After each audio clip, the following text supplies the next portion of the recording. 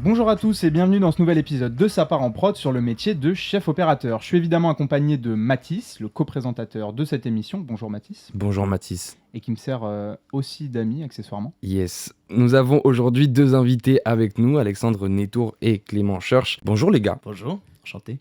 Salut Mathis, salut Alex.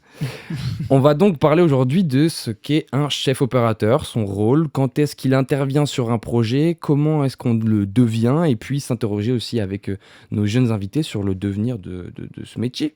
Les gars, je vous laisse vous présenter. Qui est le premier? Honneur à toi Clément. Merci beaucoup. Bonjour, je m'appelle Clément, j'ai 22 ans. Et ça fait déjà plusieurs années que je sais que je veux faire du cinéma. Ça fait à peu près depuis mes 13-14 ans, on va dire. Et j'ai fait une école et j'en suis sorti en début d'année, en janvier. Ma période de stage s'est terminée en décembre dernier. Donc là, ça va faire bientôt 1 an que je suis sorti d'école. Et voilà. Ok, et en ce moment, est-ce que tu as un truc? Si j'ai des projets en Ouais. ce moment. Je viens de terminer une toute petite pub en chef-op. Et là, c'est en discussion en ce moment avec des productions pour potentiellement des projets en électro ou en chef-op. Parce que du coup, je fais pas mal d'élec aussi à côté. Ok, trop cool. Ok, alors Alexandre Nétour, j'ai 23 ans. Je suis chef opérateur et je suis sorti d'école. Moi, ça fait un peu plus longtemps, ça fait 4 ans maintenant.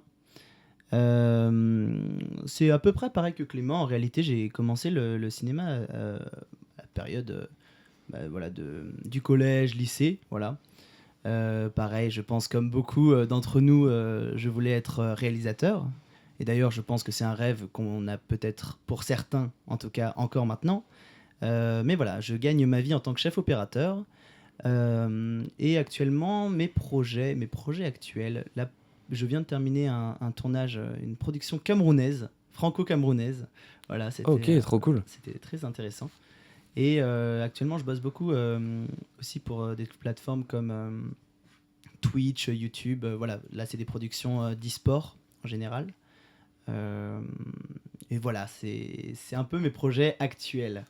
Ok, attends mais je rebondis tout de suite du coup sur le Cameroun. T'es allé là-bas du coup? Alors non, ça se passe en plein cœur de Paris, et un petit peu en banlieue aussi. Nous étions hier, en fait le tournage avait encore lieu hier. Nous étions dans le 78, à l'autre bout du 78. Mais voilà, c'est que l'entièreté de l'équipe et de la production était camerounaise. Et, mais voilà, tout se passait en français et tout était... Ok. Voilà, Et c'est un film du coup qui va sortir au Cameroun. Alors c'est ça serait pour une... Là c'est un pilote actuellement, mais c'est ça, il y a une recherche des distributeurs camerounais, et en fait voilà, ça va être potentiellement pour développer un projet franco-camerounais pour des plateformes comme je sais pas, Netflix ou des plateformes actuelles quoi. Ok. Trop cool.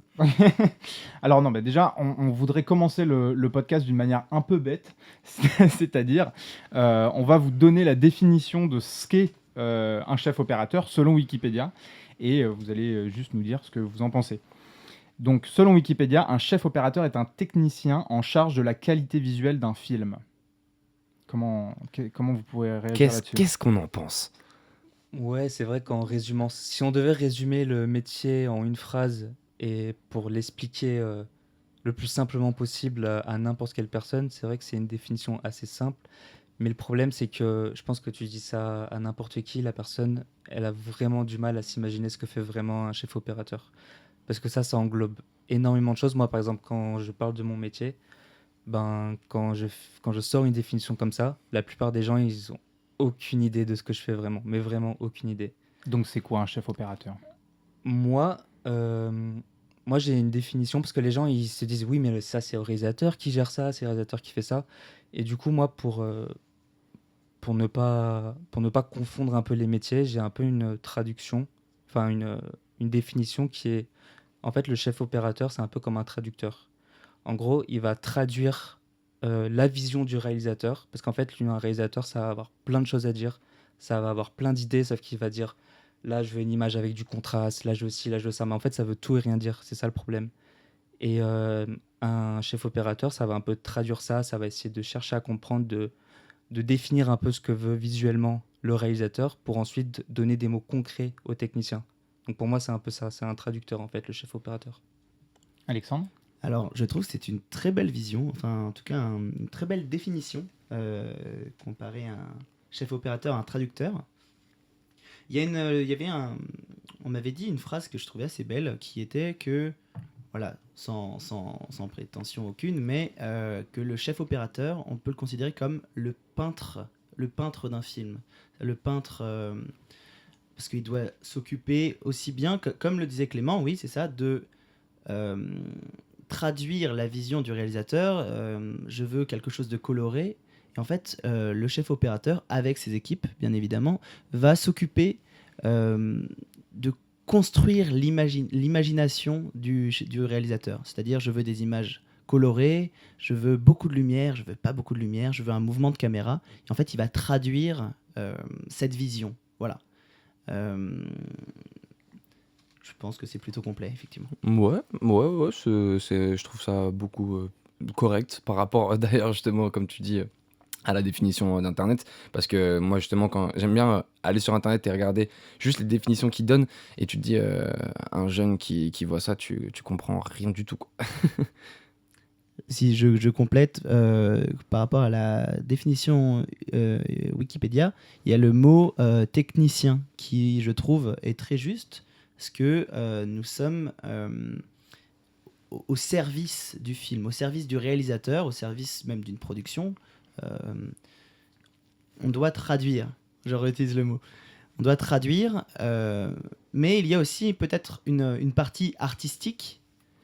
Mais récemment, j'étais à une table ronde où était présent un chef opérateur reconnu vraiment maintenant à l'international, qui est Philippe Rousselot. Peut-être Clément, tu connais. Je vois pas qui Tu c'est. vois pas. Il a été chef opérateur, par exemple, sur un exemple que tout le monde peut connaître, qui est Charlie et la chocolaterie. Et même, voilà, il a fait aussi pour. Et c'est un chef opérateur français, voilà. Et qu'il disait que c'était marrant parce qu'il a vraiment eu des Oscars et vraiment des grosses récompenses. Je pense qu'il a eu l'Oscar, oui. Mais il disait que effectivement c'est un technicien au service d'un réalisateur. C'est-à-dire, euh, le réalisateur avait une envie, avait une demande, et lui, il l'exécutait. Point. Et je trouve ça assez beau, en fait. C'est vraiment technicien au service du film. Donc, un chef-op, qu'est-ce qu'il fait sur un tournage réellement? Alors, je me permets de commencer. Euh, un chef opérateur, il est en charge déjà de plusieurs équipes. Il y a les trois branches entre guillemets principales. Il y a la branche machinerie qui va s'occuper déjà de sécuriser, de s'occuper en quelque sorte de la sécurité et aussi main dans la main avec une autre équipe qui s'appelle l'équipe les électros, quoi. Enfin voilà, l'équipe électricité qui vont se charger de placer les projecteurs, voilà, d'équiper les projecteurs, et l'équipe caméra qui voilà, s'occupe de la caméra concrètement, quoi. Il y a le premier assistant qui va s'occuper par exemple de la mise au point et aussi de la gestion de la caméra, et le second, arrête-moi si je me trompe, hein, mais le second va s'occuper par exemple du combo. Le combo, c'est ou même par exemple du village, on appelle ça un village, mais c'est l'endroit où il y a tous les moniteurs. Les moniteurs, c'est les écrans de retour pour littéralement toute l'équipe. Le réalisateur en priorité, bien évidemment, mais des fois on en a besoin pour, je sais pas, la script, l'équipe make-up, voilà. Il y a des Ouais, fois. c'est des écrans qui donc amènent l'image que la caméra filme peut-être même à des dizaines voire des centaines de mètres à Exactement. un seul endroit pour que toute l'équipe qui n'est pas technicienne vraiment à manier la caméra et tout le reste du matériel Puisse hein. voir. Et de toute c'est façon, plus- excuse-moi, mais de toute façon, c'est juste un endroit, si quelqu'un arrive sur un tournage, c'est l'endroit où tout le monde est. Dans tous les cas, donc, si tu vois qu'il y a quelqu'un, il y a énormément de gens au même endroit, tu sais que les moniteurs sont là-bas. C'est plus le troisième assistant C'est plus caméra. le troisième, ouais. Le deuxième, il va Ouais, plus gérer les backups. Il va gérer les backups, il va Effectivement. gérer les marques au sol. alors les backups Allez, Est-ce- Attention, explication pour On- nos On auditeurs. va dire qu'en gros, la caméra, elle enregistre sur une carte qui est dans la caméra, et pour expliquer simplement, et le second du coup il va récupérer cette carte pour mettre ça sur des disques durs, sur plusieurs disques durs en copie.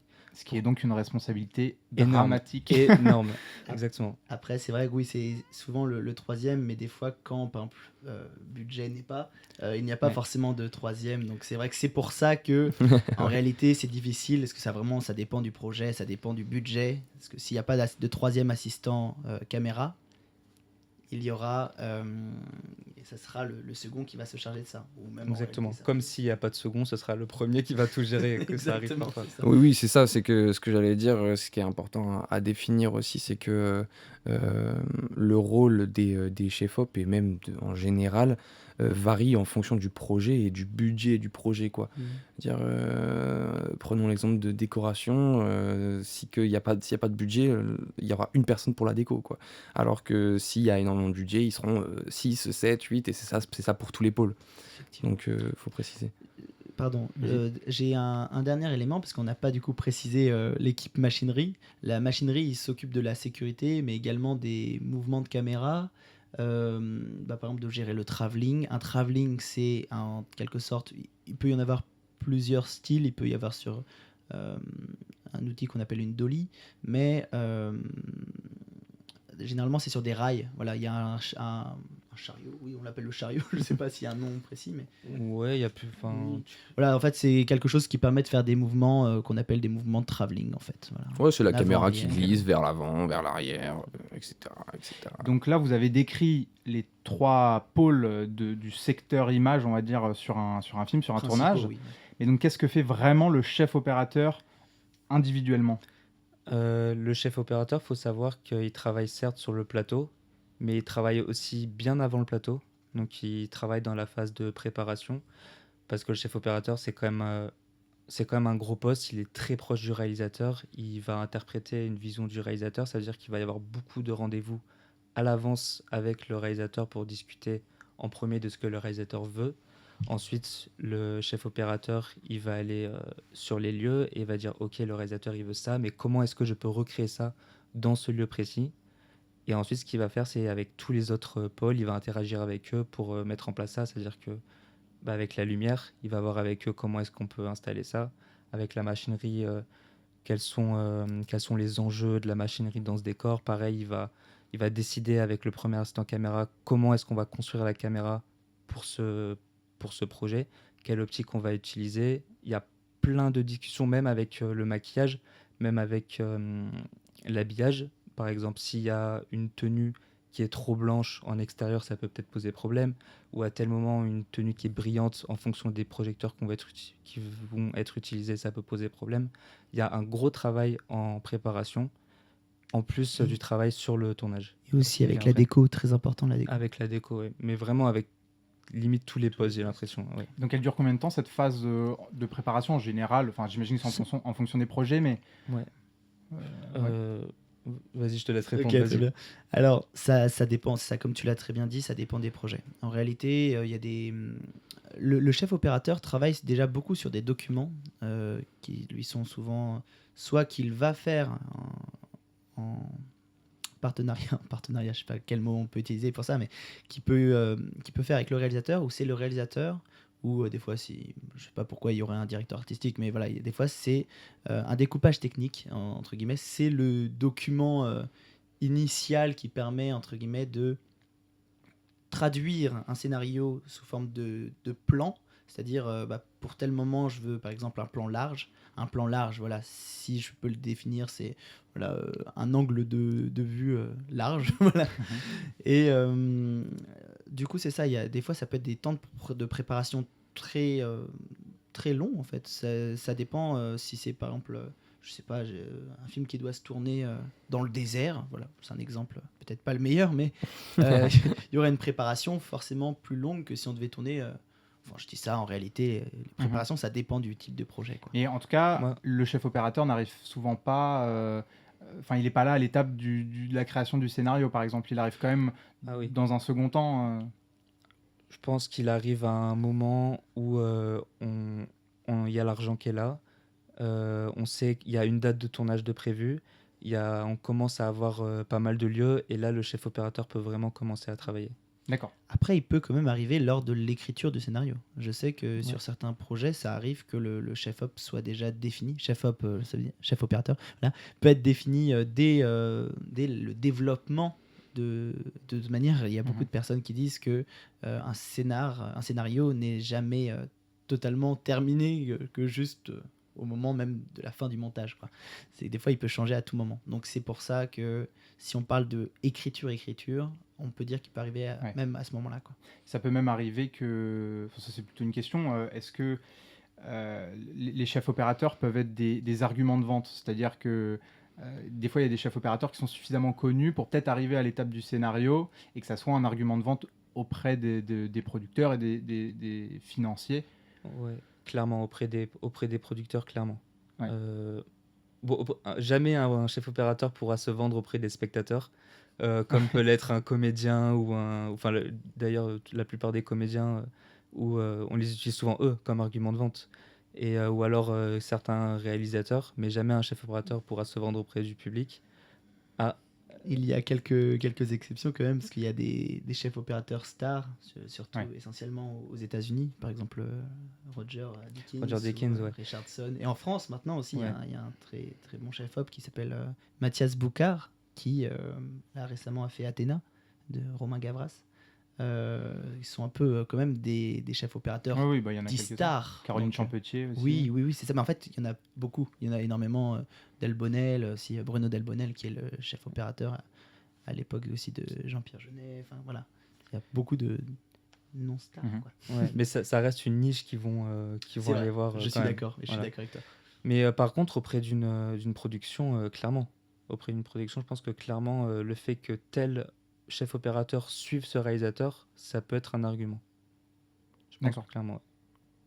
Comment on devient chef opérateur? C'est un long chemin. Moi, encore une fois, je suis parti voir sur Internet comment on pouvait devenir chef opérateur. Et il disait qu'il fallait commencer par un bac scientifique ou un bac technologique. Ensuite, il fallait faire un BTS des métiers de l'audiovisuel, option image, bac plus 2, etc. Après, on peut enchaîner avec des grandes écoles, toutes les grandes écoles. Et sinon, il y a des écoles privées, mais il faut faire attention parce que les écoles privées, c'est toujours très cher, des fois pas forcément à la hauteur des cours, donc c'est un peu dommage. Et il disait un truc aussi très impératif, et on en reparlera peut-être après, mais qu'il fallait toujours être à l'affût des nouvelles technologies de l'image. Du coup, qu'est-ce que vous en pensez de vous, ça? Pour moi, il y a à peu près une chose vraie, c'est d'être à l'affût de toutes les nouvelles technologies. Pour moi, Je suis d'accord. c'est la seule chose vraie, en fait. Là, ce que tu as lu, ben, moi, quand j'avais 16 ans, 17 ans, ben, j'ai lu que ça, en fait. Je lisais que ça parce que moi, je connaissais pas de chef opérateur, je connaissais personne.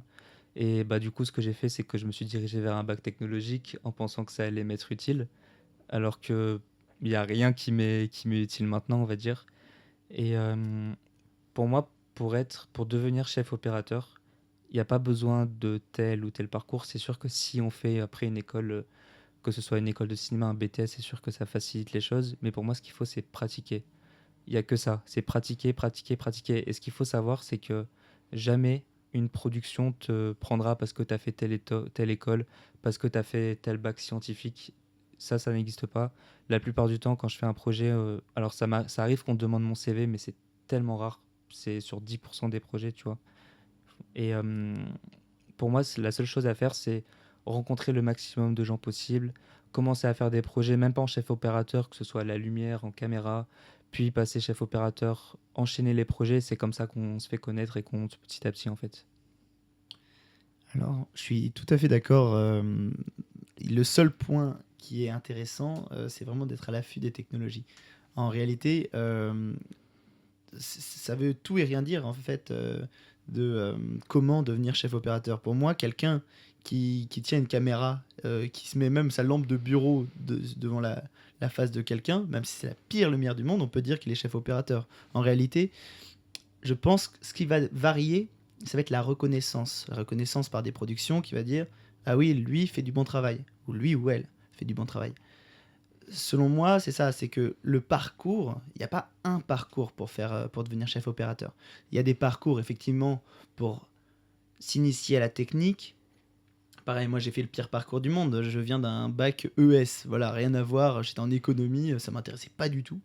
Et voilà, je finis en cinéma, vraiment. Donc pas la peine de faire un bac S. C'est sûr, ça facilite parce que je sais que la plupart des BTS publics, je veux dire, n'acceptent que les étudiants en filière scientifique, les lycéens en filière scientifique. Mais oui, il n'y a pas besoin de faire d'école. Il y a Alors, c'est pas du tout pour dire non, il ne faut pas faire d'école. C'est bien de faire des écoles, mais selon moi, on peut devenir chef opérateur juste avec de l'expérience, en rencontrant du monde, en pratiquant. Il faut surtout pratiquer, pratiquer, pratiquer. Après, Et- les écoles sont pas mal quand même, justement, pour rencontrer Oui, du monde. tout à fait. Sur l'aspect rencontrer du monde. Après, sur Mm. l'aspect purement technique et pratique, peut-être que c'est pas la meilleure chose. C'est quand même une cour de récré en fait, parce qu'on te laisse des projecteurs, on te laisse des caméras, et après Ouais. c'est à toi de t'amuser, quoi. Mais voilà, c'est que payer 8 000 € l'année, c'est sûr que vaut mieux faire des écoles publiques. Mhm. Parce que voilà, c'est que théoriquement, tu peux très bien aller voir des productions, tu dis j'ai envie d'être stagiaire caméra, et là tu vas avoir les mêmes jouets. Bon, tu pourras effectivement pas cadrer, normal, mais voilà, c'est que tu peux même pratiquer sans payer des milliers et des cents, et parfois en étant payé. Donc voilà. C'est un exemple que je ressors souvent, c'est que moi j'ai fait un stage de troisième dans une société, une boîte de post-production. Et à chaque fois, je passais par tous les métiers de post-production, je demandais qu'est-ce que vous avez fait pour en arriver là, quoi. Et ils me sortaient toujours un truc, mais qui n'avait rien à voir, qu'ils avaient fait une école de commerce, qu'ils avaient fait, mais qui n'avait rien à voir et qui s'étaient retrouvés là par hasard. Et ce qu'ils disaient, et c'est ce qui, pardon, c'est ce qui ressortait tout le temps, c'est que juste, ben, c'est le terrain. Le terrain et rencontrer des gens aussi au maximum. Et donc après, effectivement, chacun a son chemin, chacun a son histoire et il fonctionne comme il veut. Mais c'est vrai que les écoles, c'est pas parce que tu as fait une école de fou, de malade qui est reconnue que tu vas être le meilleur chef-op demain, quoi. Est-ce que quand même, pour quand même situer les gens qui s'intéressent au métier de chef opérateur, est-ce que vous pourriez citer des noms d'écoles ou de formations qui permettraient d'accéder à ce métier? Euh, alors moi, j'ai de très bons retours d'une école à Lyon qui s'appelle la Ciné-Fabrique, je crois. C'est fab- Euh, alors, pour moi, de toutes les écoles privées dont j'ai le retour, comme les EEC, l'ESRA, etc., c'est qu'il n'y a pas une très bonne prise en charge au niveau des stages. Enfin, ça dépend des personnes. Parfois, il y en a qui ont un super stage, mais il y en a beaucoup qui n'ont pas vraiment ce qu'ils veulent. Mais apparemment, à la Ciné-Fabrique, des retours que j'ai eus, donc j'ai rencontré quelqu'un euh, avant qu'il rentre dans l'école, et ensuite il m'a raconté, enfin il m'a dit beaucoup de bien de cette école, c'est qu'il y a des intervenants incroyables, il y a une très bonne prise en charge au niveau des stages, et même l'école impose que les stagiaires soient bien payés. Ça, aucune école ne fait ça. Et donc, ce qu'il faut savoir, c'est que cette école, elle n'est pas privée, elle est publique. Il n'y a pas besoin du bac, même pas besoin du bac, c'est-à-dire qu'il faut juste avoir 18 ans, je crois, ou avoir dans l'année 18 ans. Et, et je sais je crois qu'il y a des quotas au niveau garçon-fille. Je crois qu'il y a quelque chose comme ça. Et sinon, c'est complètement libre. C'est juste à la créativité. C'est tout. Oui, ça c'est vrai que c'est des questions en ce moment. Garçon-fille, c'est vrai que le chef opérateur, ça a été un métier qui a été longtemps prisé par les hommes. C'est en train de changer un peu ça. Alors oui, carrément. En réalité, il y a beaucoup de femmes chefs opérateurs, bon, chefs opératrices. Euh, il y en a beaucoup, mais c'est vrai qu'ils n'ont pas la même reconnaissance, et je trouve ça d'ailleurs bien dommage, parce qu'il y a des chefs op que je trouve vraiment très très fortes dans leur travail, dans leur métier. Mais c'est vrai que j'ai l'impression que maintenant il y a une ouverture, même sur les métiers de l'image, qu'il n'y avait pas avant. Parce que par exemple, dans ma classe de BTS, on était, voilà, moi j'ai fait un BTS audiovisuel option image. C'est-à-dire je suis spécialisé dans l'image, dans le métier de cadreur, de caméraman, on peut le dire facilement. Euh, et en fait, on était, je crois, 30 dans la classe, et il devait y avoir, allez, à tout casser, 5 filles, quoi. C'était vraiment inégal totalement, quoi. Mais j'ai l'impression quand même avec le temps que il y a de plus en plus une égalité à ce niveau-là, et je trouve ça d'ailleurs très bien. C'est ce que j'allais dire, c'est que j'ai l'impression qu'avec notre génération, ça, c'est en train de s'ouvrir beaucoup Mhm. plus.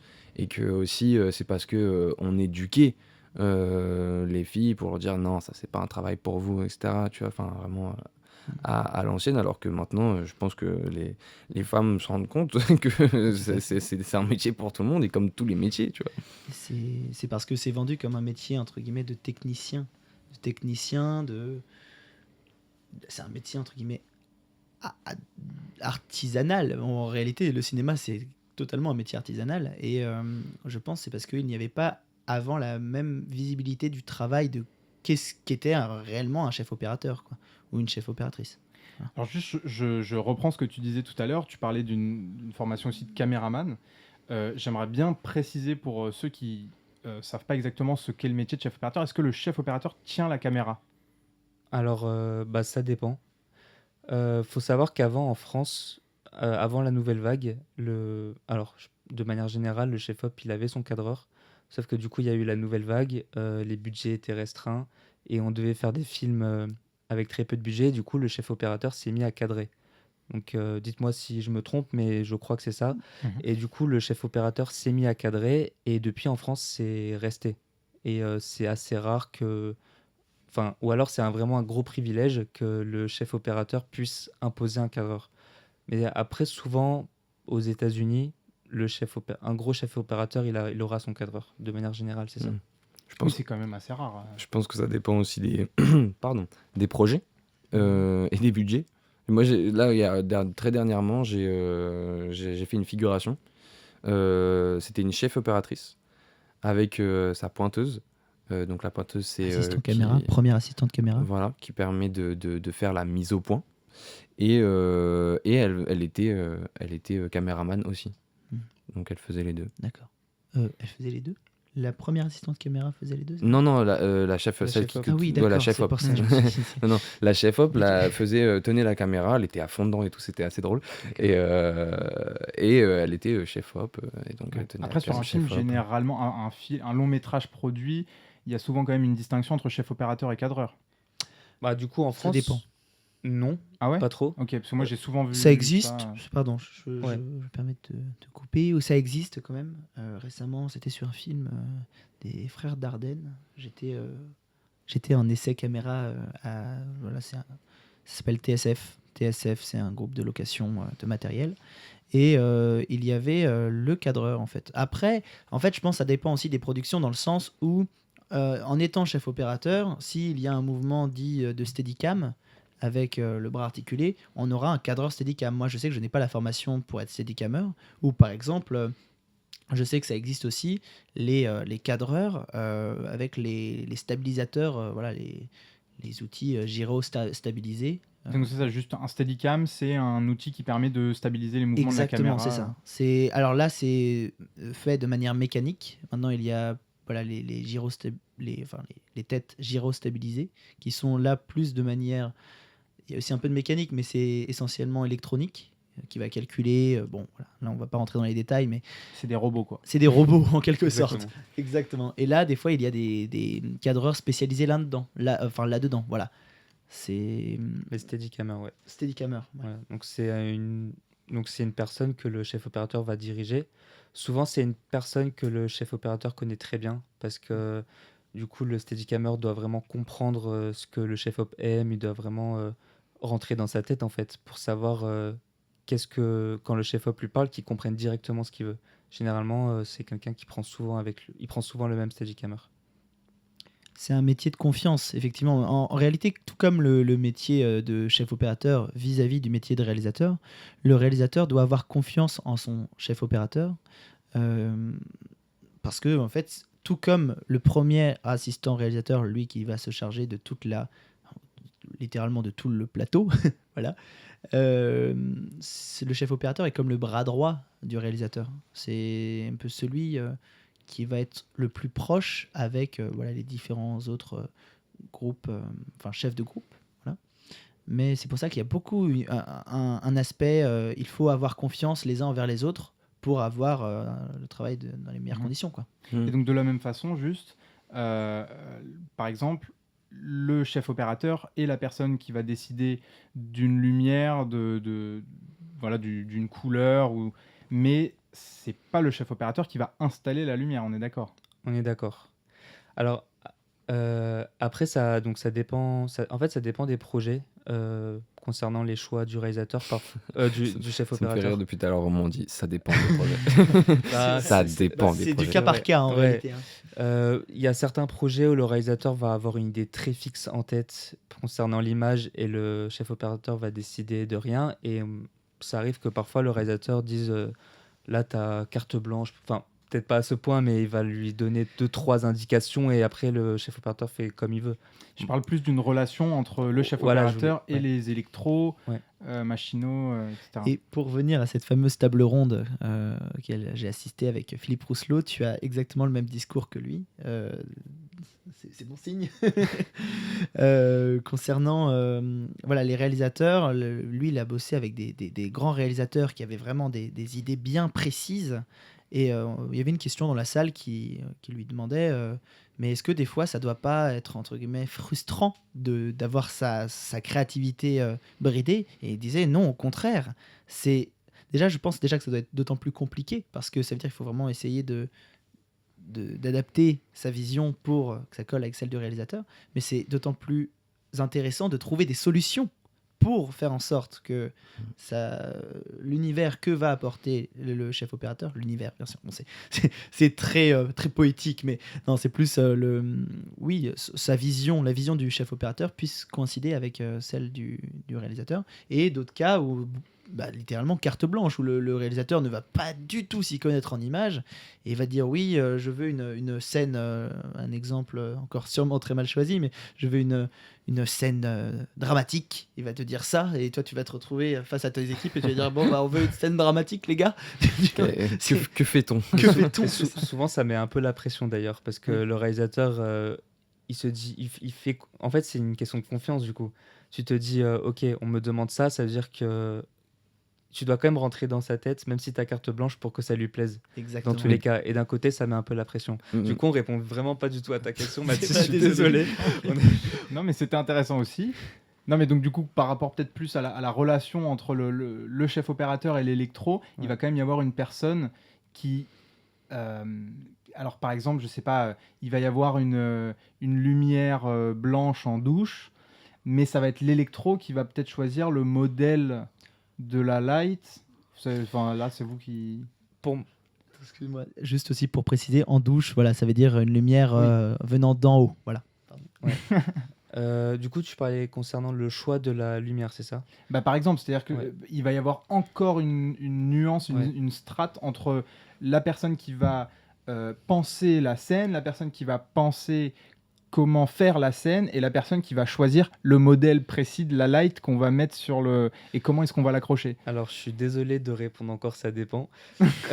En fait, ce qu'il faut savoir, c'est que généralement, alors de plus en plus, il y a des chefs opérateurs, ils arrivent, ils sont direct chef op, ils ont fait peut-être 2 ans assistant caméra ou 2 ans élec peut-être, mais ça dépend. Mais la plupart du temps, un chef opérateur, il aura quelques années derrière lui, soit à la caméra, soit à la lumière. Et du coup, ce qui fait que ça arrive à la machinerie, mais c'est plus rare. Ce qui fait que du coup, il y a un chef opérateur parfois qui va plus s'y connaître en lumière, parfois qui va plus s'y connaître en caméra. Et si un chef opérateur a avant fait 10 années de caméra, il peut du coup plus demander à son chef élec, là tu me conseilles quoi comme lumière? Parce que du coup il va avoir des doutes. Moi je veux ce résultat. Il va du coup utiliser des mots techniques en ayant traduit la volonté du réalisateur. Il va utiliser des mots concrets pour, euh, pour dire ce qu'il veut et l'élec va l'aiguiller. Mais après, il y a des chefs opérateurs qui ont derrière eux 10 années d'élec, 15 années d'élec. Là, ils savent exactement ce qu'ils veulent. Et après, l'électro peut derrière lui conseiller ça, discuter avec lui. Mais du coup, là, c'est le réalisateur qui choisit de A à Z quel est le projecteur, comment on l'équipe, etc. D'accord. Oui, et aussi, c'est ça, c'est le type de projecteur, par exemple, bon, on va pas les citer, ça c'est des choses qu'on apprend par exemple en cours, c'est très bien, mais généralement c'est ça, c'est que le chef opérateur c'est plus auprès de son chef électro et non pas ses électros. Les électros sont des techniciens qui vont simplement placer les projecteurs. Le chef électro, il y aura souvent des conversations entre le chef op et son chef électro ou sa chef électro pour définir le nombre de projecteurs nécessaires, le type de projecteur. Et oui, c'est comme tu le disais, des fois ça peut être très bien le chef op qui va dire écoute, je veux un Kinoflow en contre, et voilà. Ça y est, on a Kinoflow. perdu tout le monde. Ok, non, très bien. Peut-être du coup changer un peu de sujet avant de passer aux questions bol. Sur un truc plus terre à terre, je pense qu'on va faire à chaque fois dans les podcasts, c'est aussi comment on vit, c'est quoi le statut de chef opérateur et voilà, comment est-ce que vous êtes rémunéré. Dites-nous votre salaire, putain. On veut savoir. Alors, Non, mais c'est vrai que c'est important en fait de savoir sur quoi on se base en fait. Et on s'engage quand et on on ne connaît s'engage, pas. ouais. Est-ce qu'on s'aventure dans un métier où on ne Mm. va pas gagner d'argent de sa vie? Mais d'ailleurs, et encore une fois, j'ai fait mon taf. Je suis parti voir sur Internet. Et sur Internet, qu'est-ce qu'ils nous racontent sur Internet? Ils nous parlent d'intermittence, ok. Mais un chef, alors je lis exactement ce qui m'est marqué. Un chauffeur, oh là, ça va? Je suis acteur, hein. Super. Un chef opérateur a généralement le statut d'intermittent du spectacle. Il décroche des contrats pour la durée d'un tournage. Sa rémunération varie alors selon les moyens de la production. Le barème syndical est de 2025 € brut pour une semaine de travail, mais le salaire d'un débutant varie souvent entre 1100 et 2250 € bruts par semaine. À vos retours. Du coup, oui. Bon, je pense que là, pour le coup, c'est assez bien répondu pour une fois sur Internet. Enfin, bon. Du coup, comme ça a été dit, ça dépend du budget de la production. Donc, il y a différentes annexes. Il y a l'annexe 1, 2 et 3. L'annexe 1 étant... alors, je sais plus exactement... parce que du coup, ça dépend du budget de la prod. Annexe 1, c'est entre temps et temps d'argent. Annexe 2, etc. Alors dans mon souvenir, oh putain, là, ça y est. Oui, toi qui as Putain, fait de la prod. J'ai fait de la prod. Toi j'ai qui as déjà fait de la oublié. prod, je pense que t'es bien Alors, placé attends, dans pour mon répondre. souvenir, je crois que c'est au-dessus de... Non, je vais dire une connerie. Entre 3 et 4, je crois qu'au-dessus de 3 millions de budget, tu passes en annexe 1. Ok. Et dans ce cas-là, tu dois respecter une plus haute rémunération de tous les intermittents présents sur le projet. Et Voilà, ça du veut- coup, juste, c'est quoi des annexes? C'est ça en fait, Exactement. les annexes, c'est juste des C'est des barèmes. paliers, c'est des paliers qui définissent la rémunération des techniciens et de toutes les personnes présentes sur le projet. Et ça, c'est basé sur un texte qui s'appelle la Convention collective audiovisuelle. Et donc, donc ça concerne absolument tous les métiers. Ok. Et donc, en fait, tu es obligé en tant que producteur de te référer à ces annexes en fonction de ce qui se passe. Du Et coup, donc, juste pour préciser, il y a donc... Putain, c'est pareil, ça, je vais pas m'en souvenir hyper correctement. Il y a donc l'annexe 1 où les salaires sont très élevés. L'annexe 2, je crois que c'est un truc hors... c'est soit télé, soit... Enfin, c'est un truc hors, parce que tu bascules directement en annexe 3 quand tu es en dessous de 3 millions.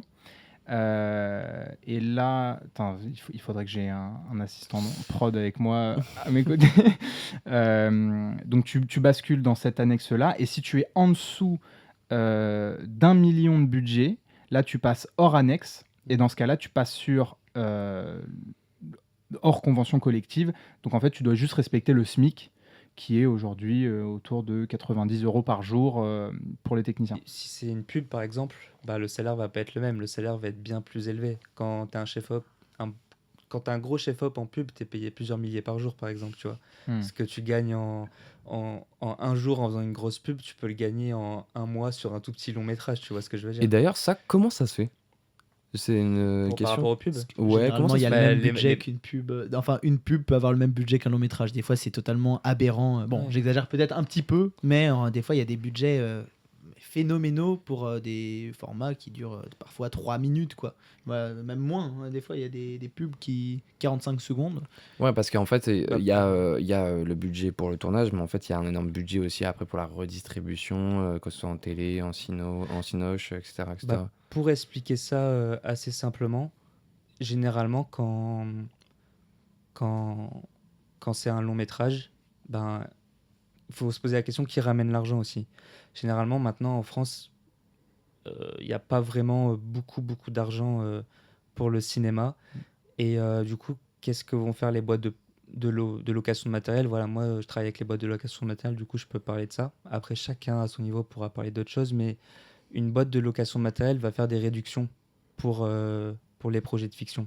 Moi, ça m'est déjà arrivé de me retrouver sur un projet où le chef-op connaissait très bien une boîte de location et il lui fait 95% de réduction sur un long métrage. Alors que quand une boîte qui vient faire une pub arrive voir un loueur, bah là, généralement, il paye plein pot si c'est une grosse pub. Si c'est une marque de luxe, ils savent qu'ils ont l'argent, ils vont pas lui faire une réduction. Et après ça, là je te parle au niveau de la location du matériel parce que moi c'est ce qui m'implique en tant que chef opérateur, mais ça marche à tous les niveaux, je pense. Donc, si je peux me permettre, ça dépend. Oh l'enfer, la boucle infernale. Oui. Aussi, sur les publicités, généralement, c'est des projets qui sont préparés vraiment longtemps à l'avance. Et c'est pas toujours le réalisateur qui propose l'idée, ni en fait, c'est qu'il y a beaucoup d'équipes, des directeurs artistiques, voilà, tout plein de gens dans l'entreprise qui vont monter le projet. Et en fait, des fois, le réalisateur ou le chef opérateur peut vraiment venir sur le tournage, je dirais pas les mains dans les poches, mais là je parle essentiellement pour les réalisateurs, mais c'est beaucoup l'image. L'image, oui, bah, je me suis payé le plus grand chef opérateur français. Bon, c'est sûr, il va faire son travail, il va bien faire son travail, mais des fois il va payer pour le nom en fait. Pour le nom, oui, j'ai pu me payer le plus grand chef-op français, la plus grande chef-op française. C'est une fierté. Voilà, c'est une fierté, donc c'est plus pour le bling-bling, quoi. Oui, là bien sûr c'est quand on parle des grosses marques, Oui, hein. bien évidemment. Mais c'est complètement vrai. Et souvent quand tu arrives sur un projet de pub et que tu t'y connais pas, enfin que sais pas très bien comment ça marche un plateau, généralement dans n'importe quel projet, tu sais à peu près reconnaître le réalisateur. Il va parler, euh, il va parler aux comédiens, aux modèles, tout ça. Généralement, tu arrives dans une pub, parfois tu as un peu du mal à savoir qui c'est parce que derrière le combo, tu as le client, tu as le directeur, tu as plein de clients, tu as le directeur artistique, tu as le client qui va se permettre du coup de parler au modèle. Enfin, dans les pubs, c'est vraiment beaucoup plus complexe la manière dont un plateau est géré. Et c'est parfois même très relou parce que tout le monde, entre guillemets, veut dire quelque chose et du coup ça part tout de suite en Ouais. oui, je préfère que tu dises ça et l'autre non, je préfère. Enfin, des fois c'est un bordel, enfin, excusez-moi du mot, mais c'est un bordel monstre. Ouais, tout le monde veut ajouter son mot. Et c'est Exactement. marrant, je sais plus avec qui j'en parlais, mais c'est vrai que le client a tellement son mot à dire sur les pubs, c'est qu'en fait, limite, le réalisateur n'existe plus, quoi. Ben, C'est le- que le réal, Ouais. il veut faire, bon, on va faire ça, et le client, il va dire, non, on va faire ça, et du coup, le réal, il fait, bon, ben, on va faire ça. D'accord. Parfois, du coup, le réalisateur, il est là juste pour utiliser les outils techniques du réalisateur et ça devient limite un technicien sur certaines pubs. Mhm. Bah après, la pub, ça peut être aussi un super bac à sable. Alors, quand tu es à un certain niveau, tu peux peut-être plus trop expérimenter, mais en tout cas, juste l'idée, en tant que réalisateur, de te dire, j'ai 2 millions pour faire une pub de 45 secondes.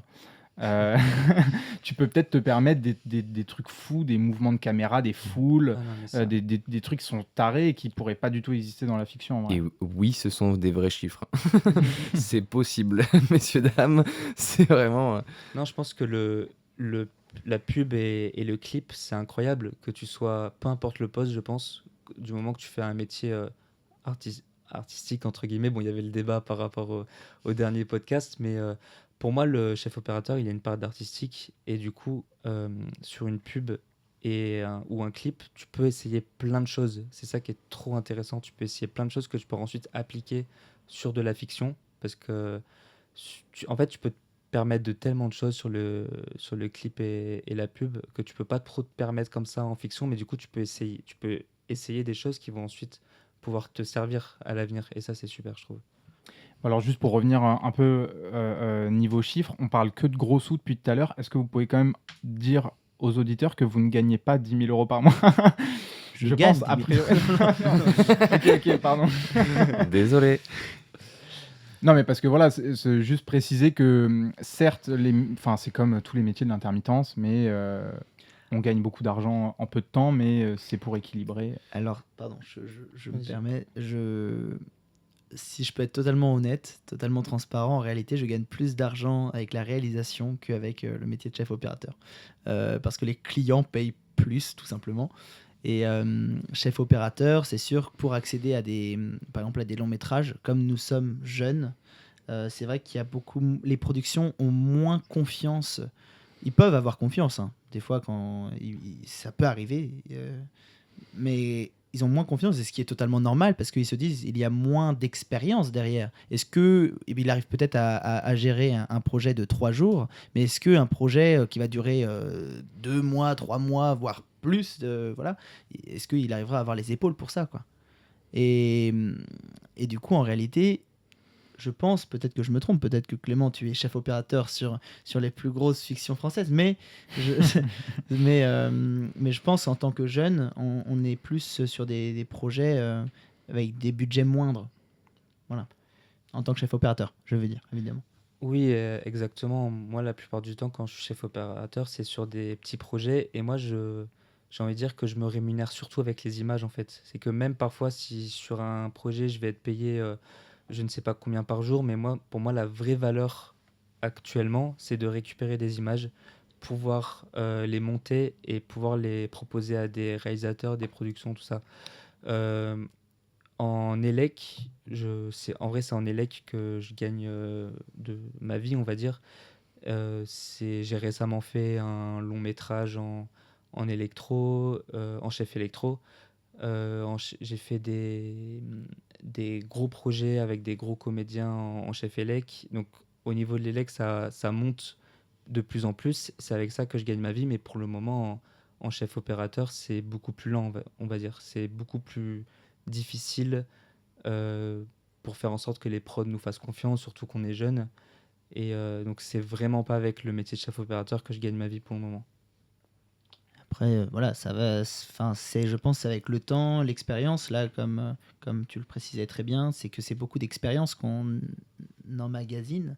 Et voilà, c'est que pour peut-être, au final, devenir chef opérateur sur des fictions longues, parce que on aura eu toute cette expérience. Voilà, les métiers de chef électro sur un long métrage en sortie d'école, surtout, je précise, parce que c'est vrai que je ne sais pas si tu l'avais précisé, mais tu es en sortie d'école. C'est vraiment assez impressionnant. Sur des formats longs, c'est très impressionnant. Oui. Merci. On Les passe gars, au bol. exactement, j'allais dire. On va passer au bol. Qui voudrait prendre une petite question? Alors attention, je rappelle le principe du bol. Le bol, dedans, il y a des petits papiers avec des questions qu'on avait eu nous deux avec Mathis, ou qu'on a pu trouver sur Internet, ou voilà. Je voulais choisir, du coup, c'est Clément. Allez, let's go. Et attention, la règle, toujours faire de l'ASMR en prenant le petit papier. Tu peux mettre plus haut, vas-y.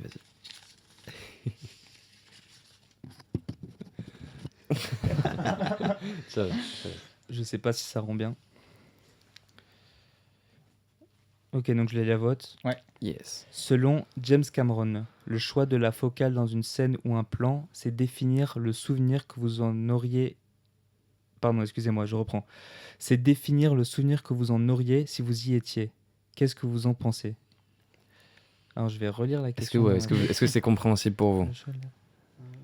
En fait, c'est juste donc ça, j'avais vu ça dans une masterclass de James Cameron l'autre jour. C'était plus, c'était par rapport à une scène de Terminator qu'il analysait, où en gros il disait que lui, il choisissait donc avec son chef opérateur les focales en fonction du souvenir qu'on garde d'une scène. C'est-à-dire que, par exemple, là même les auditeurs, ils peuvent faire ce travail. Quand on se souvient d'une scène, s'il y a un détail qui nous a plus attiré l'attention, en fait, notre mémoire va garder un gros plan, par exemple, de cet objet. Mais du coup, pardon, parce que James Cameron, je pense qu'il n'était pas sur le Titanic. Un souvenir, je trouve ça. Non, mais je comprends. Là, je suis. Voilà, non, mais c'était Mauvaise plus langue. l'idée de savoir ce que vous pensiez que de filmer des images en tant que souvenir, c'est-à-dire filmer le présent en tant que passé. Je trouvais ça C'est intéressant à technique, analyser. Bah, en fait, alors pour expliquer ce que c'est une focale, pour répondre à n'importe quelle personne, c'est ce que les gens appellent le zoom un peu. Enfin, c'est vraiment pas ça, c'est vraiment pas ça. Mais du coup, pour expliquer à tout le monde, c'est un peu à quel point vous zoomez ou pas dans l'image. C'est vraiment la pire définition qu'on pourrait donner. Peut-être parler aussi de l'angle de prise de vue. De l'angle de prise de vue, voilà. Mais je sais que souvent, quand j'essaie d'expliquer ce que c'est la focale, quand je parle de à quel point tu zoomes ou pas, les gens comprennent. Alors quand généralement on n'a pas des optiques avec un zoom, on a des Après, optiques la fixes. focale, on peut peut-être aussi définir ça par la distance qui sépare le sujet de la caméra, c'est-à-dire qu'on peut ajouter à l'angle de vue, c'est-à-dire qu'on peut par exemple filmer en plein cadre, donc un personnage qui remplit l'écran, on peut autant le filmer en courte focale de très près pour que donc la caméra va être très près du sujet et le personnage va remplir l'écran, ou alors s'éloigner beaucoup et zoomer à fond et avoir à peu près le même cadre, mais pas du tout la même perception de l'image. Pour donner une image très précise, on pourrait dire qu'un grand angle, enfin une courte focale, c'est par exemple une GoPro, si certains ont déjà utilisé des GoPro, ou même on pourrait dire le grand angle du téléphone pour les Ouais. nouveaux téléphones, et on appelle aussi par exemple les téléobjectifs, les longues focales, c'est par exemple une longue vue. Voilà, une longue vue ou les outils qui sont utilisés pour garder les étoiles. Je sais plus comment ça s'appelle. mais- Télescope. Télescope, exactement. Et en fait, voilà, c'est ça, c'est que c'est très très zoomé. Mais oui, du coup, Et Alors. après, tu fais un travelling compensé à la Hitchcock. Et là, tu perds tout le monde. C'est terminé. merde, le transtra- C'est vrai que Comment c'est technique, hein, définir, Ouais. Non, du coup, je trouve que ce qui a été dit par James Cameron, c'est très intéressant parce qu'en fait, rien que le choix d'une focale, ça permet de vivre la scène d'une manière complètement différente si on avait choisi à côté une autre focale. C'est-à-dire qu'une focale courte, ok, donc il y a la question de l'angle, mais il y a aussi la question des déformations. Ça veut dire que le visage va être déformé, le décor va être déformé, on va vraiment pas le voir de la même manière que si c'était une focale moyenne ou une focale longue. Et du coup, la caméra, elle va interagir différemment avec le comédien, différemment avec le décor. On va pas avoir la même impression lors des déplacements. Et du coup, forcément, on vit la scène de manière complètement différente. Et c'est sûr que si on a par exemple un souvenir d'une scène assez angoissante d'une personne qui s'approche très près de toi et qui t'engueule. Par exemple, imagine c'est un souvenir de quand tu étais petit, tu veux retranscrire ça à l'image. Je pense que pour donner cette impression d'étouffement, tu auras envie de choisir la courte focale et de vraiment te rapprocher de cette personne avec le visage complètement déformé, un visage qui commence à faire un peu peur du coup, si la focale est très courte. Alors que... Donc en équivalence, c'est comme si tu prenais le grand angle de ton téléphone et tu rapprochais énormément de ta tête. Et ce qui est intéressant aussi, c'est que qu'on ait fait du cinéma ou pas, c'est quelque chose qu'on ressent, la distance de la caméra du sujet, instinctivement en fait. C'est-à-dire que voilà, il y a cette histoire de déformation des perspectives qui fait que on comprend tout de suite si on est loin ou non du sujet. Comme tu l'as dit avec le téléphone, comme tu l'expliquais, maintenant tout le monde filme, tout le monde pratique un peu, on va dire, le métier de chef opérateur. Et c'est-à-dire que quand tu utilises ton petit appareil et que tu vas t'approcher de la personne, tu vas voir l'image comme ça et tu sais que tu la filmes comme ça. Et du coup, tu sais que si tu revois cette image, tu sais que tu es proche. Et aussi, quand tu vois un journaliste filmer une scène ou enfin quelqu'un qui fait un documentaire et qui va filmer par exemple un animal, tu sais qu'il est loin, le chef opérateur. Et tu as un gros téléobjectif, tu as même comment la caméra elle bouge, tu sens que tu es loin. Avec la zone de netteté du coup qui est beaucoup plus réduite pour que à peu près tout le monde comprenne, que avec la perspective qui est un peu écrasée, on sent qu'on est loin parce qu'on a de l'habitude de faire des images maintenant, de les revoir ensuite et du coup on le ressent comme ça pour moi. Les gars, je vous propose d'en prendre une autre. Vas-y. Une autre question. Attends, T'as il n'y a oublié pas l'ASMR. l'ASMR. Voilà. Qu'est-ce que vous pensez de ce que les Américains appellent le volume? Ces écrans géants qui affichent des scènes virtuelles et qui remplacent les décors et les fonds verts. Les fonds verts n'existent plus? Comment ça? C'est le volume, non? Ouais, c'est ça, c'est un mot anglais. Je sais pas trop Volume. comment on appelle ça en France. C'est étrange. Mais voilà, c'est ces idées d'écran. Avec des panneaux. C'est vraiment comme des télés mises bout à bout, très, très bêtement. Hein. Mais c'est plein de télés mises bout à C'est bout. ça. En Et gros. on affiche des énormes scènes virtuelles où du coup, il n'y a plus besoin de filmer en extérieur. Et il y a plus besoin de fond vert. Et en plus, du coup, ça peut améliorer la condition des acteurs. Pour se sentir dans le décor, et c'est assez impressionnant des images qu'on en Ouais, ça, c'est que explication, c'est que si on regarde un Avengers ou quoi, etc., c'est fait avec des fonds bleus, fonds verts, et ça permet d'incruster les lieux. Parce que je vous l'apprends, effectivement, les décors ne sont pas tous réels dans les films, et oui, ça arrive. Et en fait, c'est des fonds bleus, fonds verts. Et le volume, je sais pas comment ils disent ça, c'est ça, c'est des écrans qui remplaceraient peut-être à l'avenir, on ne sait pas, les fonds verts. Et on pose cette question parce que ça vous touche directement, vous, en tant que chef op. Déjà, est-ce que vous pouvez citer 2-3 trucs qui ont été faits avec cette technologie? Il y a Mandalorian. Ouais. Je crois que tout le monde le. Ouais, c'est ça. Bah, de toute façon, en fait, c'est vraiment eux qui ont inventé en Ouais, premier cette c'est un peu technologie. la Donc c'est référence, Mandalorian. quoi. C'est eux. Et là, la dernière grosse ref qui en a beaucoup parlé, c'est The Batman Ouais. de Matt Reeves qui l'a beaucoup utilisé, notamment pour les scènes, et c'est ce qu'il disait d'ailleurs, c'était intéressant, notamment pour les scènes de coucher et de lever de soleil, parce que comme c'est un moment dans la journée qui est hyper court, dans la vraie vie, c'est très chiant à organiser, à tourner, tandis que là, eh ben, on peut avoir un coucher de soleil qui dure des heures et des heures et des heures et des heures et des heures sans problème. Et donc, mais par contre, voilà, là on rentre tout de suite dans des trucs plus anecdotiques, mais il disait que c'était pas encore forcément le rendu optimal concernant l'heure du midi avec un soleil qui tape plus fort. Là, c'est encore toujours intéressant d'aller filmer en extérieur. Alors, je me permets de démarrer. En fait, c'est vrai que c'est superbe. C'est une technologie qui est vraiment très intéressante pour plein de raisons. Je sais quand on est en extérieur, il y a des risques de fausses teintes. Les fausses teintes, qu'est-ce que c'est? C'est par exemple les nuages qui passent devant le soleil et du coup ça change totalement la lumière d'une séquence à l'autre. Du coup, des raccords totalement inexistants. Il y a plein, même des éléments tout simples. Il n'y a pas forcément le petit groupe d'enfants qui sort de l'école et qui va faire ouais, la caméra, voilà. Il y a plein de problèmes qui n'existent plus avec ça. Mais en réalité, je ne sais pas ce que tu en penses, Clément, ou même vous, en tant qu'aussi travailleur du cinéma. Je préfère, moi, le rapport avec, par exemple, la nature, quand des tournages en extérieur, c'est quand même, malgré toutes les contraintes qu'il y a derrière, que ce soit en production, en régie, voilà, tout. En régie, voilà, c'est ceux qui s'occupent, par exemple, de bloquer les rues, là, je vais faire un raccourci énorme, mais par exemple, de donner à manger sur le tournage.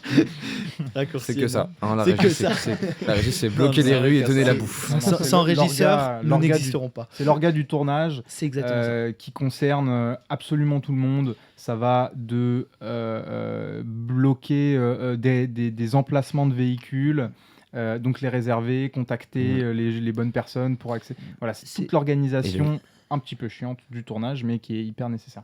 Et le régisseur, c'est le premier qui arrive sur un plateau de tournage avec de la déco, quoi. Et le dernier à dernier à partir. partir. Et le dernier à partir. Effectivement. Donc c'est un mec très Chaud. important. Ouais. Ou un Et- mec ou une meuf. sûr. Selon moi, c'est le futur du cinéma en réalité, parce que ça sera.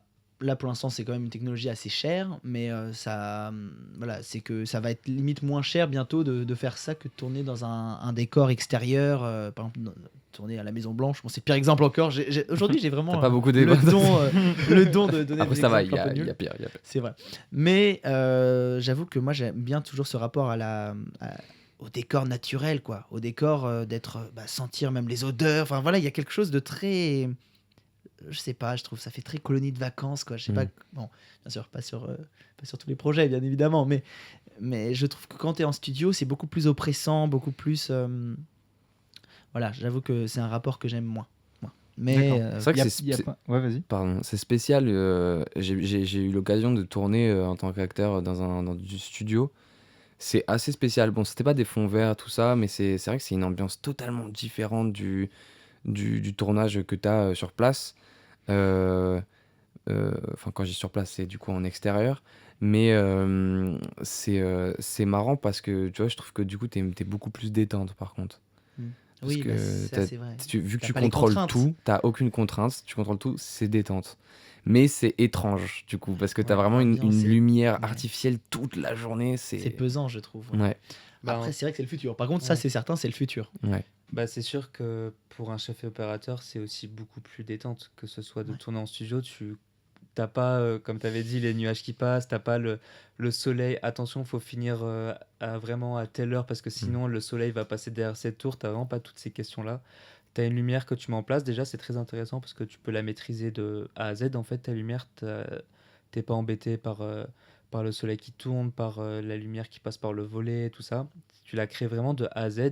Et ça, c'est vraiment très intéressant d'apprendre comme ça en tant que chef opérateur. C'est comprendre vraiment comment marche une lumière quand on part de zéro. Euh, Concernant les volumes, c'est comme ça qu'on dit Ouais, du coup. volume, du coup. Moi, je pense que ça va s'utiliser de plus en plus. Je sais qu'en pub, ça s'utilise de plus en plus. Moi, j'ai jamais eu l'expérience de travailler avec ça. Mais c'est vrai que, comme tu as dit, avec l'exemple du lever de soleil, je pense que. Enfin, je sais pas si tu l'as déjà fait, mais moi, j'ai déjà fait des levées de soleil et des couchers de soleil en tant que chef opérateur. C'est un enfer. On va pas se le cacher, c'est vraiment un enfer. Et c'est vrai que cette technologie, elle peut être utile pour plein de choses. Et aussi, alors, je pense qu'entre le fond vert et le volume, je pense que je pourrais préférer le volume parce que tu as quand même une immersion qui est présente, que tu sois chef Ça, ouais. opérateur, que tu sois. C'est un peu un entre-deux, en fait, entre le décor naturel et le fond vert. C'est-à-dire que quand tu as un fond vert, bah, t'as que du. Enfin, après, ça dépend, parfois c'est mix, mais t'as que du vert. Après, je pense que du coup, ça va s'utiliser de plus en plus, mais je pense pas non plus que ça va remplacer à 100% le fond Mhm. vert. Par exemple, je te donne un exemple tout con, mais on peut tourner par exemple dans un château, sauf qu'une partie du château, elle fait pas très, elle est pas trop en lien avec l'époque qui est censée représenter le film. Du coup, là, on va mettre un fond vert et on va recréer quelque chose, par exemple, de plus médiéval. Et je vois mal comment on pourrait parfois incruster un écran comme ça. Ouais, là, c'est S'il les faudrait le galères. découper, tu vois ce que je veux dire? Alors que si c'est un drap, bah, c'est beaucoup plus simple de gérer un drap, tu vois. Ouais, dans ce Pour, cas-là, c'est plus du mix décor naturel et Voilà. fond vert. Ouais. pour les auditeurs qui savent pas du tout, qui voient pas du tout qu'est-ce que c'est, franchement, je vous laisse regarder sur internet parce que en vrai, je trouve ça impressionnant aussi comme technologie à voir. C'est vrai. Ouais. Là aussi, pour rebondir, c'est ça. Je pense que ça va s'utiliser énormément, mais ça ne va pas remplacer, par exemple, aussi le décor naturel ou le studio, ou le fond vert aussi également. C'est comme tu l'as très bien dit pour le fond vert, c'est que c'est beaucoup plus facile, entre guillemets, d'incruster dans un décor un fond vert plutôt qu'un écran qu'on planquerait. Bon. Peut-être que plus tard, ça se fera, hein, mais Peut-être c'est qu'il y a un aspect de la texture sur ces écrans LED, là, géants. Il y a un aspect de la texture que tu ne peux pas retrouver. Normal, un acteur ne va pas toucher l'écran comme si c'était un vrai mur ou quoi que ce soit. C'est peut-être faisable, mais voilà, c'est que cette approche de la texture, du volume, c'est marrant d'ailleurs comme ça s'appelle le volume, mais il y a quelque chose de... C'est peut-être pour ça hein, d'ailleurs que ça s'appelait comme Peut-être, ça. Par rapport à la Mhm. 3D, peut-être, ouais. Peut-être, ouais. Mais c'est- Mais voilà, c'est que je pense qu'il y aura peut-être un travail de mixer les deux, en fait. Voilà, ça va vraiment être un travail de... Oui, là, on en est qu'au début du volume. Je pense Mm. que dans les 10 ans, 15 ans, 20 ans à venir, on va avoir des trucs impressionnants avec ça, c'est sûr et certain. Bah, ça va Et- faire que de progresser, c'est Ah, sûr. mais c'est Ouais. certain. Alors juste une micro question qui va avec que vous pouvez peut-être répondre en une ou deux phrases. Vous considérez comme des chefs op à la recherche, donc en lien avec ce volume d'un perfectionnisme ou de capter un moment unique et réel. Donc vis-à-vis de, je préfère travailler avec le volume puisque je suis absolument sûr d'avoir exactement l'image que j'ai en tête, ou est-ce que vous préférez avoir un rendu qui soit sur le vif et parfois en dessous, parfois bien au-dessus Je pense que Je pense que ça peut dépendre de chaque scène. Ouais, Ça pardon. dépend. Moi, je sais qu'en tant que chef opérateur, j'aime quand même varier, Ouais. que ce soit pour les projets, c'est-à-dire que ce soit de la fiction, du clip. J'aime aussi varier les genres, que ce soit de la comédie, du drame, de la fantasy, peu importe. Il y a beaucoup de choses qui m'intéressent. Et je pense que dans la manière de travailler, c'est pareil. Parfois, je vois une scène et je me dis, celle-là, je vois mieux la faire en studio, ou celle-là, je me vois mieux la faire en extérieur. Ou comme j'ai un lever de soleil à faire, ben, je vais essayer de négocier pour qu'on ait un volume. Parce que parfois, on veut un rendu. euh, en extérieur, on peut l'avoir, on peut avoir plein de surprises, ça peut être très intéressant, mais parfois, on veut un rendu précis. Et un lever de soleil, par exemple, ça peut être on sait jamais ce qui peut se passer, on sait jamais si on aura le temps de tout faire avec le lever de soleil. Et parfois, le choix du volume peut être plus intéressant, je pense. Mais de manière générale, je dirais que je préfère le décor naturel quand même. C'est marrant qu'on parle de coucher de soleil. Parce Alexandre, on a une anecdote en commun C'est vrai. D'ailleurs, sur c'était le ta coucher de séquence soleil. à toi. C'est ma séquence à moi. C'était d'ailleurs une belle séquence. Je l'ai revue récemment. Elle m'avait bien plu à tourner, cette Ouais. séquence. Parce qu'au final, on l'a fait vraiment sur le vif. Tout à fait. Totalement, je veux dire. Et c'est vrai que moi, j'avais bien aimé tourner cette séquence. C'est vrai que c'est compliqué parce qu'il faut attendre certains timings. La lumière change vraiment d'un plan à l'autre parce que bah, ça va de plus en plus vite le coucher de soleil. Donc on a vraiment un temps de 10 minutes où il faut tourner la séquence, quoi. Mais moi, j'aime bien. Justement, je préfère ça parce que, comme tu le disais, c'est ça, le volume va permettre d'apporter de la précision. Et la précision, c'est super dans certains cas, mais dans d'autres cas, ça va tuer le côté, l'erreur en fait, l'erreur qu'on peut rechercher dans un film. La, c'est bizarre parce qu'on va se dire, mais non, justement, on ne veut pas d'erreur, mais l'erreur peut être parfois grandiose. Ça peut créer quelque chose d'assez incroyable. J'ai une anecdote. Récemment, j'étais sur un tournage avec un chef opérateur. D'ailleurs, j'étais son assistant caméra. J'étais son premier assistant caméra. J'étais son pointeur. C'était un tournage avec une école qui s'appelle la FEMIS, voilà, école publique française. Et le ciel était rouge, mais rouge sang. C'était impressionnant. En fait, c'est parce que c'était un tournage de nuit et c'était la pollution mêlée avec. Ah, il y a eu un moment donné, je ne sais pas si vous vous souvenez, mais qu'il y a eu un nuage de sable Ah qui oui. vient, voilà. Et en fait, il s'avère que tous ces éléments réunis, et du coup, on a l'image, et c'est même pas retravaillé en post-production, c'est vraiment le ciel est rouge.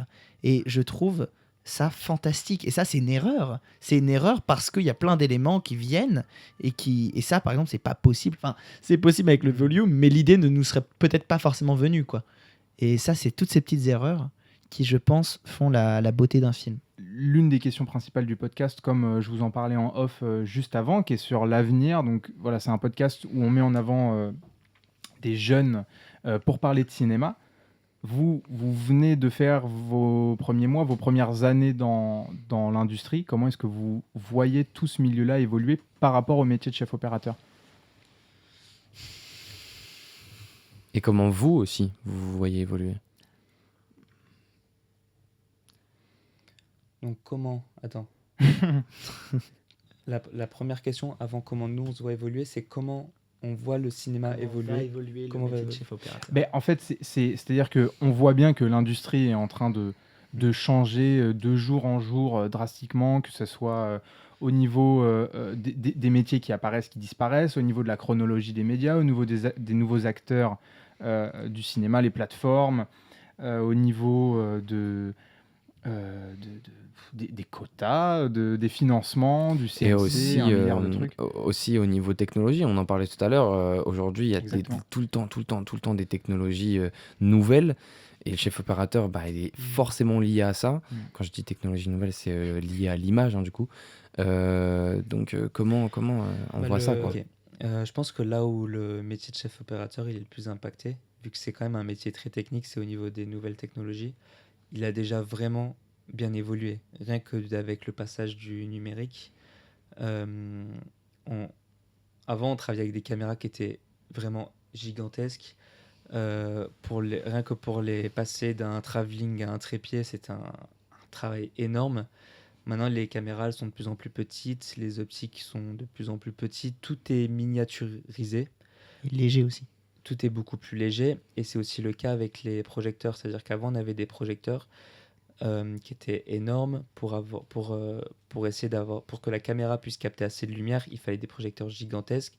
En plus de ça, fallait bien les accessoiriser. Mhm. C'est comme ça qu'on dit. Ouais. Maintenant, on a des projecteurs de plus en plus légers avec de la LED. Ça veut dire qu'on les branche. On a un petit menu pour pouvoir gérer l'intensité, la couleur, pour pouvoir gérer plein de choses, même des effets. Alors qu'avant, si tu voulais faire un effet feu, ben, il y avait plein de manières de le faire, mais c'était beaucoup plus compliqué de maintenant. Maintenant, on peut appuyer. Alors, il y en a qui aiment, il y en a qui n'aiment pas, mais maintenant, on peut appuyer sur un bouton. On peut avoir un effet d'un feu. Donc, à ce niveau-là, au niveau de la lumière, au niveau du matériel, il y a beaucoup de choses qui changent. Et puis tout fonctionne par batterie aussi. C'est de plus en plus. Tout fonctionne. Bon, une partie des projecteurs, il y en a de plus en plus sur batterie. Même si les gros projecteurs, on a toujours du Non, oui, HMI, bien sûr, voilà. bien sûr. Quoi. Et donc, le métier de chef opérateur ne va pas disparaître et se faire remplacer par des robots ou des intelligences artificielles. Selon moi, non. Selon moi, de toute façon, il y aura toujours quelqu'un qui va s'occuper des intelligences artificielles, qui va programmer ça, qui va... Voilà. Après, je pense vraiment que c'est ça, même d'un point de vue économique et surtout écologique, parce que voilà, le cinéma, c'était quelque chose qui consommait énormément d'électricité, même qui beaucoup de gaspillage. Et là, on est dans une quête, c'est ça, de diminuer les prix, en fait, tout simplement, d'avoir des tournages beaucoup plus courts. Et déjà, une question de... C'est ça, comme tout est miniaturisé et beaucoup plus léger, les changements d'un plan à l'autre sont peut-être plus rapides. Et idem, voilà, les projecteurs consomment beaucoup moins d'électricité qu'avant. Peut-être leur fabrication, ça, j'avoue, je ne peux pas trop m'exprimer là-dessus parce que je ne sais pas. Peut-être que c'est très polluant de fabriquer de la LED, mais ça consomme beaucoup moins d'électricité. Et déjà, ça, c'est quelque chose de très positif parce que voilà, les projecteurs avant, les 18 kilowatts consommés, c'était aberrant, quoi. Enfin, et on en a besoin. C'est ça qui est un peu compliqué, c'est que on culpabilise d'utiliser ça, mais on en a besoin. Donc voilà. Avant, il y avait toute la question de la pellicule à gérer, etc. Même maintenant, encore en réalité, mais je veux dire, c'est que le travail est super facile. Enfin, non, faut pas dénigrer non plus le travail. C'est la un technique. travail. C'est la technique qui est plus facile. C'est les outils qu'on a à disposition maintenant qui nous permettent vraiment de faciliter le travail. C'est-à-dire, comme tu le disais, avec une technologie qu'on appelle le DMX, on peut gérer au niveau du sol, on met tous nos projecteurs sur des tree-lights, voilà, c'est comme on peut dire, des accroches au plafond, voilà. Des accroches métalliques. C'est ça, au plafond. On met nos projecteurs là-dessus, on peut tout gérer sur notre petit ordinateur, là, c'est bon. Et C'est avant, fou, ça me fascine. Les derniers tournages que j'ai vus, ils ont tous une tablette et la tablette elle gère toutes les lumières et d'un coup ils allument tout. Enfin, c'est impressionnant. C'est impressionnant. Ouais. C'est ça, c'est qu'en fait ça facilite énormément notre travail. Bien sûr, il y a toute la réflexion derrière, mais les outils qu'on a à disposition maintenant, ça ne cesse de s'améliorer, de quête de précision en fait. C'est ce qu'on en revient. Bon, en tout cas, vous n'êtes pas complètement pessimiste vis-à-de de l'avenir du métier de chef opérateur. Mais ça, c'est cool. J'ai le temps de mourir avant qu'ils disparaissent. Écoute, merci. Merci à vous d'être venu et d'avoir parlé sur ce micro de votre métier, de votre taf, de ce que vous faites en ce moment. C'est très, très, très gentil de votre part. Et c'était passionnant. Et c'était passionnant, oui, vraiment. Vraiment, merci beaucoup. Merci aux auditeurs d'avoir écouté cette émission, forcément. Évidemment, toujours merci d'être là et d'être resté jusqu'au bout. Vous pouvez du coup suivre Alexandre, donc Nétour et Clément Church sur les réseaux sociaux. Moi et Mathis aussi, on a nos propres réseaux. Et vous pouvez aussi nous suivre et essentiellement nous suivre sur saparenprod, @cpeprod, c'est partout. De toute façon, tous les liens sont en description. Tout à fait. Très vite pour une nouvelle émission sur un nouveau métier avec de nouveaux invités. C'était Mathis et Mathis pour Ça part en prod. Merci, bisous. Bisous. Salut. Merci les gars. Salut les gars. Ciao, ciao.